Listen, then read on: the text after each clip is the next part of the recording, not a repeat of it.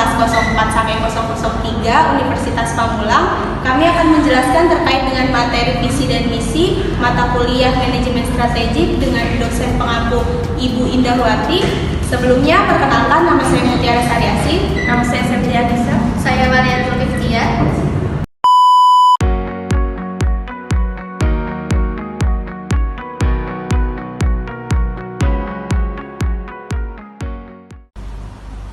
Apa itu visi misi? Visi adalah gambaran ideal tentang masa depan yang ingin dicapai oleh suatu entitas, baik organisasi, perusahaan, lembaga pendidikan, maupun individu. Visi mencerminkan harapan dan aspirasi jangka panjang yang memberikan arah, inspirasi, dan motivasi dalam setiap langkah yang diambil. Visi berperan sebagai kompas strategis yang menuntun setiap aktivitas dan keputusan agar selalu mengarah pada satu tujuan yang telah ditetapkan. Visi tidak hanya menjawab kemana kita akan pergi, tetapi juga memberikan semangat kolektif untuk terus maju bahkan di tengah tantangan dan perubahan yang tidak pasti. Sementara itu, misi adalah pernyataan tentang langkah-langkah konkret, tugas utama, serta pendekatan strategis yang dilakukan untuk mewujudkan visi tersebut. Misi menjawab pertanyaan, apa yang kita lakukan, untuk siapa, dan bagaimana kita melakukannya. Visi dan misi memiliki hubungan yang erat dan saling melengkapi. Visi tanpa misi adalah impian tanpa tindakan, sedangkan misi tanpa visi adalah tindakan tanpa arah.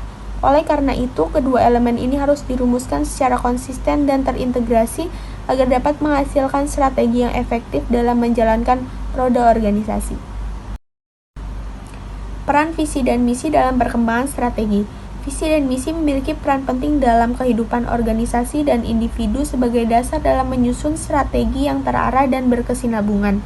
Visi menggambarkan kondisi ideal yang ingin dicapai di masa depan, sedangkan misi menjelaskan langkah-langkah yang harus dilakukan untuk mewujudkan visi tersebut. Keduanya memberikan arah dan tujuan yang jelas, membantu organisasi dalam menetapkan prioritas, serta membantu pengambilan keputusan strategis dan operasional. Dengan visi dan misi yang kuat, organisasi dapat tetap fokus pada tujuan jangka panjang meskipun menghadapi berbagai tantangan dan perubahan. Selain itu, visi dan misi juga membentuk identitas dan budaya organisasi yang mencerminkan nilai-nilai inti dan semangat kebersamaan seluruh anggotanya. Unsur-unsur visi dan misi. Unsur-unsur penting dalam visi dan misi meliputi audiens atau sasaran, rentang cakupan, dan bahasa yang digunakan. Audiens adalah pihak yang menjadi tujuan utama dari pesan visi dan misi seperti karyawan, pelanggan, atau masyarakat. Rentang cakupan menunjukkan sejauh mana visi dan misi mencerminkan ruang lingkup dan tujuan organisasi baik secara umum maupun spesifik. Sementara itu, bahasa yang digunakan harus jelas, ringkas, inspiratif, dan mudah dipahami agar dapat memotivasi dan diinternalisasi oleh semua pihak. Ketiga unsur ini membantu memastikan visi dan misi relevan, efektif, dan dapat dijalankan secara konsisten. Proses pengembangan penyataan visi dan misi. Proses ini mempunyai 6 langkah. Kita lihat di sini. Yang pertama yaitu membaca artikel atau dokumen latar belakang. Langkah pertamanya yaitu untuk memahami organisasi dengan membaca berbagai dokumen seperti laporan tahunan, strategi bisnis, serta sejarah atau nilai-nilai organisasi. Kemudian di sini ada langkah kedua yaitu mengembangkan pernyataan sendiri. Maksudnya ini tujuannya untuk menggali berbagai perspektif dari gagasan sebelum menyusun visi dan misi. Kemudian yang ketiga, menggabungkan pernyataan-pernyataan. Pernyataan yang telah dikembangkan secara individu kemudian dikumpulkan dan dianalisis untuk mencari kesamaan dan keselarasan. Dari berbagai pernyataan tersebut dibuatlah konsep awal yang mencerminkan pandangan kolektif organisasi. Kemudian yang keempat yaitu pertemuan untuk revisi dan masukan.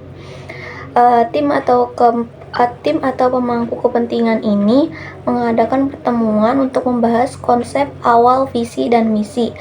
Kemudian proses yang kelima yaitu mendapatkan dukungan dan persetujuan.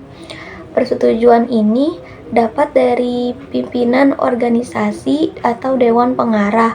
Dukungannya dari seluruh bagian organisasi penting agar visi dan misi dapat dijalankan dengan komitmen penuh. Kemudian proses yang terakhir yaitu membentuk forum diskusi. Tujuannya untuk memastikan bahwa visi dan misi tetap relevan dan dapat disesuaikan dengan perubahan lingkungan bisnis atau organisasi. Apa sih perbedaan manfaat pernyataan visi dan misi tersebut? Di sini saya akan menjelaskan manfaat visi terlebih dahulu. Manfaat visi ini mempunyai empat manfaat. Yang pertama yaitu komitmen dan semangat kerja karyawan. Yang kedua, rasa kebertujuan atau kebermaknaan. Yang ketiga, ada standar kerja yang prima. Kemudian yang terakhir, yang keempat, yaitu menghubungkan masa depan, menghubungkan masa sekarang atau masa depan. Kemudian manfaat misi mempunyai 7 manfaat. Yang pertama, menjelaskan fokus dan identitas karyawan. Yang kedua, memberikan panduan dalam pengambilan keputusan. Yang ketiga, mengarahkan prioritas dan alokasi sumber daya. Kemudian yang keempat, mengilhami semangat dan keterlibatan karyawan. Kelima, menyediakan rujukan untuk penilaian kinerja. Yang keenam, menghubungkan kesesuaian dan perkembangan. Dan terakhir yang ketujuh, mendorong konsistensi dan keselarasan. Sini ada perbedaan karakter pernyataan visi dan misi yang baik. Yang pertama kita akan menjelaskan karakter pernyataan visi. Karakter pernyataan visi ini yang pertama ada imaginable atau dapat dibayangkan. Yang kedua desirable atau menarik. Yang ketiga ini visible, realitas dan dapat dicapai. Yang keempat fokus atau jelas. Kemudian ada fleksibel atau disebut aspiratif dan responsif terhadap perubahan lingkungan. Dan yang terakhir ada communicable atau mudah dipahami. Kemudian ada karakter pernyataan misi. Yang pertama yaitu fokus pada sejumlah terbatas tujuan. Yang kedua, menekankan kebijakan utama dan nilai-nilai perusahaan. Yang ketiga, penekanan pada lingkup persaingan yang berbeda. Baik, untuk komponen dari visi saya akan sebutkan itu ada 12 poin. Yang pertama yaitu sederhana atau simple, yang kedua terukur, yang ketiga terjangkau, yang keempat beralasan, yang kelima ambisius, yang keenam periode waktu, yang ketujuh bersifat strategik, yang ke-8 komunikatif, 9 hubungan kejadian saat ini dengan masa yang datang, setelah itu perspektif kondisi saat ini ke masa datang, dan selanjutnya komunikatif, dan yang terakhir yaitu dirumuskan. Visi bagi organisasi ataupun perusahaan dapat digunakan sebagai penyatuan tujuan, arah, sasaran untuk perusahaan tersebut. Yang kedua, dasar untuk pemanfaatan dan alokasi sumber daya setara pengendaliannya. Dan yang terakhir, pembentukan dan pembangun budaya perusahaan, corporate culture. Baik, komponen misi terdiri dari produk, konsumen, teknologi, pasar, fokus kelangsungan hidup, pertumbuhan dan profitabilitas, concern for survival, growth and profitability, konsep diri, fokus pada citra publik, serta fokus pada karyawan dan filosofinya. Baik, kita bahas dari konsumen terlebih dahulu. Konsumen, siapa konsumen perusahaan? Itu mungkin dari pasarnya, target kita tuh dari mana, serta produk atau jasa apa yang akan dijual oleh perusahaan, pasar secara geografis di manakah perusahaan akan bersaing. Setelah itu ada teknologi. Saat ini kita sudah dikendalikan oleh teknologi ya teman-teman. Jadi sini untuk bagian teknologi, apakah perusahaan itu canggih secara teknologi atau tidak, serta fokus pada keberlangsungan hidup. Apakah perusahaan mempunyai komitmen terhadap pertumbuhan dan kondisi keuangan yang sehat atau tidak.